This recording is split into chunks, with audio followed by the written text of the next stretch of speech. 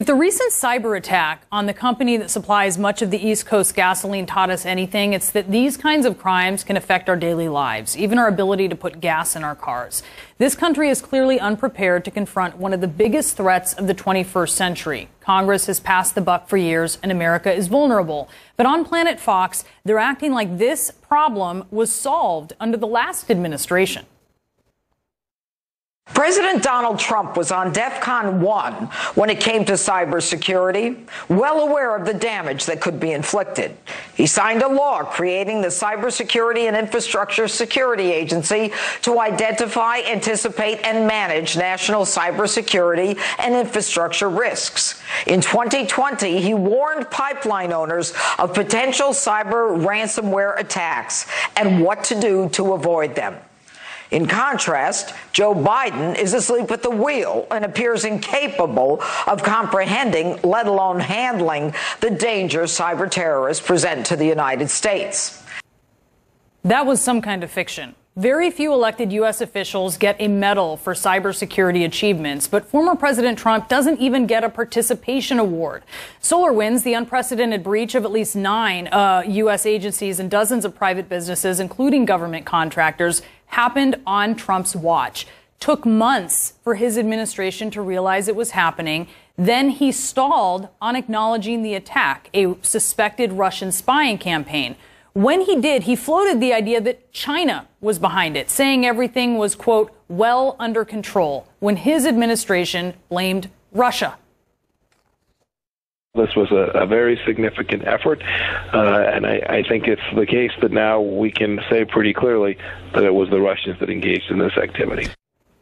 Now, Trump's claim was, of course, a rerun. In 2016, he floated that China may have been behind the DNC hack, not Russia. I mean, it could be Russia, but it could also be China. It could also be lots of other people. And weird that Trump's boosters aren't highlighting this. Trump's proposal for a partnership with Vladimir Putin to form a, quote, impenetrable cybersecurity unit that would guard against election hacking, which is like partnering with a burglar who has robbed your house to guard against burglaries of your house. Trump also floated a ridiculous conspiracy theory that the DNC hacked itself to create a distraction. Separately, he surmised that the hacker was some couch potato. It also could be somebody sitting on their bed that weighs 400 pounds, okay?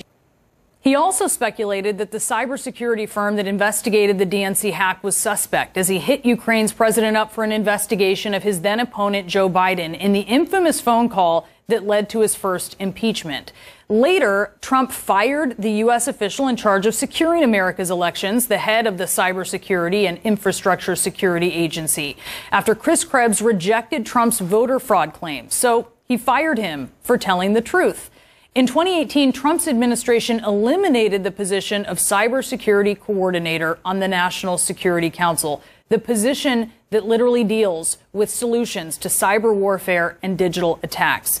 We later learned that his daughter and senior advisor Ivanka Trump used personal, unsecure email for government business after Trump had built part of his campaign around Hillary Clinton using personal email while Secretary of State. Trump himself refused to use secure phones to make calls, despite repeated warnings about his vulnerability. He was still doing that years into his presidency, by the way. And he also made calls around guests at Mar-a-Lago and had classified conversations about North Korea out in the open as he dined on the patio of the resort. Perhaps, though, the most interesting of Trump's cyber moves was putting Rudy Giuliani in charge. I'd love to be the person that comes up with the solution to cybersecurity. The guy Trump hand-selected to lead the nation's effort against cyber warfare is the same guy who's notorious for butt dialing, including accidentally calling reporters, and who reportedly locked himself out of his iPhone and whose electronics were recently seized by the FBI during a raid for a criminal investigation. It's not just Fox, though, trying to stroke the ego of Florida's most prominent retiree as he divides his time between golf and propagating the big lie. But at no time, having known Joe Biden for quite some time, does he have the energy of Donald Trump. We both know it. Donald Trump didn't need to sleep 5 hours a night, and he would be engaged. If you called Donald Trump, he'd get on the phone before staff would.